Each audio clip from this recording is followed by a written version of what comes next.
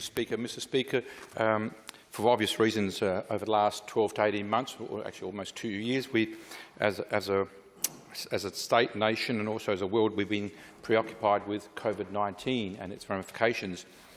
Sadly, though, as bad as COVID-19 is, other conflicts around the world have continued, unfortunately. And the one I wish to speak about today in this place is about the continuing problem in Palestine. Mr. Speaker, I speak about Palestine today because the 15th of November marks the annual anniversary of the Palestinian Declaration of Independence. On the 15th of November 1988, the Palestinian Declaration of Independence, written by the famed Palestinian author Mahmoud Darwish, was proclaimed by Yasser Arafat, then chairman of the PLO.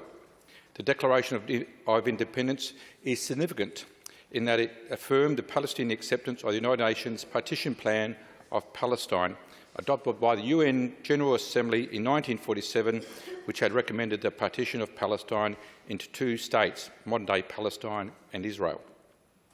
The Declaration of Independence was accompanied by a Palestinian call for multilateral negotiations on the basis of UN Security Council Resolution 242, which was adopted unanimously by the UN Security Council in November 1967 in the aftermath of the Six-Day War. This Palestinian call for multilateral negotiations was later coined as the Historic Compromise. It was confirmation of the willingness on the part of the Palestinian people to negotiate in good faith to bring an end to the conflict, which, with the creation of two states as had been envisioned by the United Nations Partition Plan for Palestine in 1947. Despite the concession made by the Palestinian people, UN Security Council Resolution 242, adopted more than 50 years ago, remains unfulfilled. It required the Israeli armed forces to withdraw from Gaza and the West Bank, including East Jerusalem, with the effect that these areas would constitute a Palestinian state.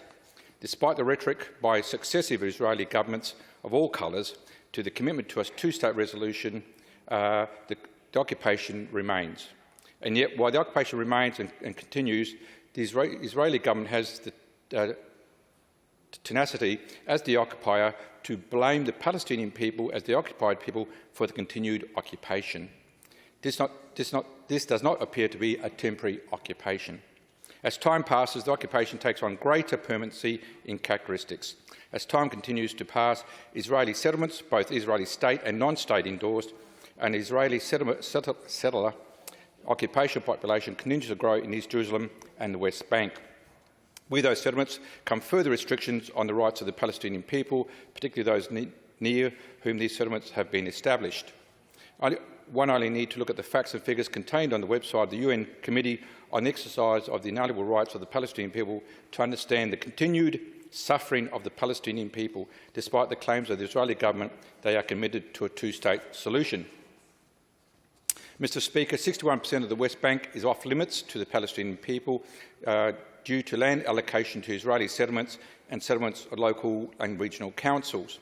The West Bank separation wall has a total planned length of 712 kilometres. 65.3% of it is complete, of which 85% is located within the West Bank land, which is an integral part of the Palestinian state.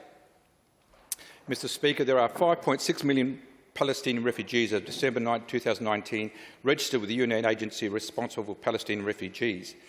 The refugee population is comprised of 1.4 million Palestinians in Gaza, 858,000 Palestinians in West Bank, 2.2 million Palestinians in Jordan, 476,000 Palestinians in Lebanon, and 562 Palestinians in Syria.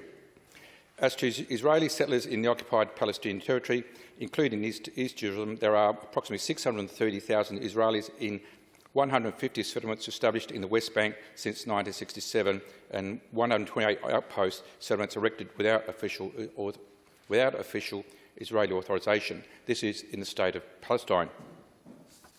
Mr. Speaker, as these statistics clearly reveal, this is not a conflict of two equals, although the rhetoric of many would suggest otherwise.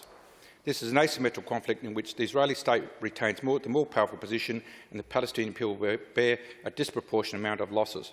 So long as these inequities continue to exist and the Israeli state continues to expand settlements and others allow it to do it without consequence, then one must be left to query their commitment to the resolution of this conflict and the establishment of two independent and sovereign states.